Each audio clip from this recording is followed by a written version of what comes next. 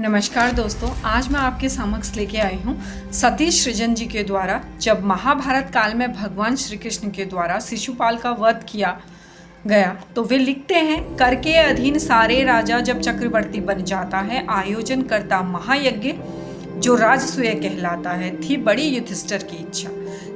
युधिष्ठिर की इच्छा राजसूय यज्ञ करवाने की। मनसा प्रचंड थी राह में सम्राट अजय कहानी की। राजा ने ऋषि मुनियों द्वारा आयोजन भव्य कराया था।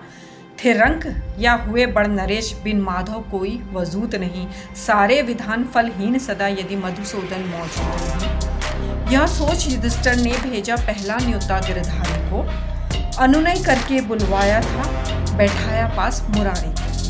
सब राजे आए सज धज कर शिशुपाल को भी बुलवाया था। श्री कृष्ण का यूं सम्मान देकर वो मन ही मन गुस्साया था। बचपन से बैर ठान रखा शिशुपाल ने श्री गोविंदा से। हरि से विरोध ना हितकारी, यह कौन कहे मतिमंदा से। जो रीत यज्ञ की अलबेली आरंभ हो वहां से होना था। पहली पूजा पूरे मन से सर्वोच्च देव को देना था। है कौन भला सर्वोच्च यहाँ जिससे पहली पूजा दी जाए। सहदेव कृष्ण का नाम लिया सारे के सारे हर्षाए। अनुमोदन भीष्म पितामह कर प्रस्ताव सहज स्वीकार किया। सारे सहमत थे पर मन में शिशुपाल ने ही प्रतिकार किया। एक शब्द ना बोला निज मुख से, लेकिन अंदर जलभुन बैठा। सबके मुखमंडल हर्षित थे। शिशुपाल दिखा ऐठा कि सर्वसम्मति से आरंभ कुंती सुत ने हरि को पूजा। मन ही मन थे प्रसन्न बहुत, माधव सम जग में ना पूजा। सारा ब्रह्मांड तरसता है, नारायण आज कृपालु हुए। कोई पुण्य विशेष मेरा जागा, यह सोच के सभी निहाल हुए। केशव की कृपा से केशव को आचार्य कर रहे थे बंधन। पंचम देश सौणिस की विधि से पूजा करवाते यदुनंदन। सत्कार कृष्ण का सह न सका शिशुपाल, क्रोध भर के बोला तुम सबकी मति मारी। गीधड़ को नाहस समतोला, बोला सहदेव तू अभी बच्चा है, सर्वोच्च की तुझे नहीं पहचान।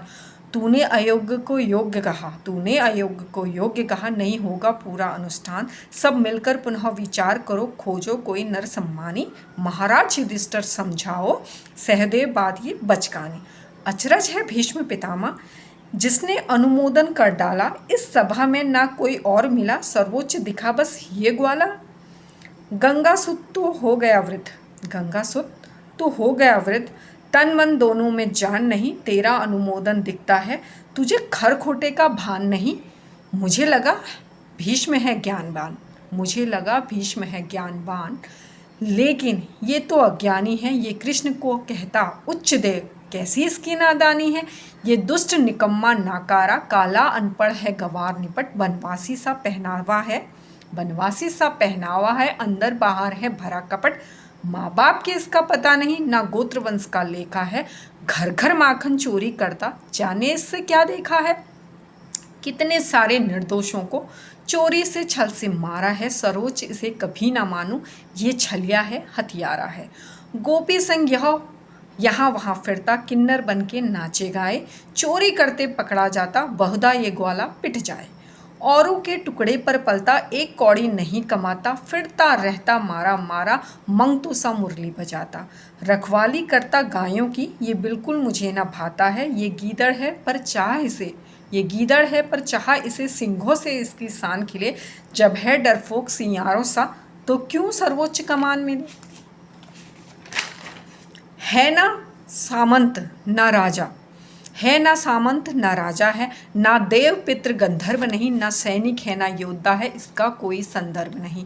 गाली पर गाली उगल रहा शिशुपाल, विवेक विहीन बना। विपरीत बुद्धि है नासकाल, बक रहा मूर्ख अपशब्द घना। ना हरि की कृपा को जान सका, कितने अनुयायी माधव के अपशब्द और अब सह ना सके।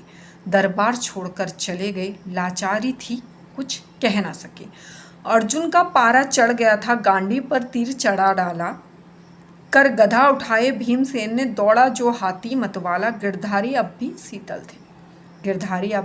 शीतल थे, तिनका भर भी ना शोक किया। फिर या प्रतिज्ञा दिला दबी, कान्हा दोनों को रोक लिया। श्री कृष्ण बताया पांडव को, श्री कृष्ण बताया पांडव को शिशुपाल फुफेरा भाई है, 100 अपराध की क्षमाशय से ऐसी प्रतिज्ञा खाई है।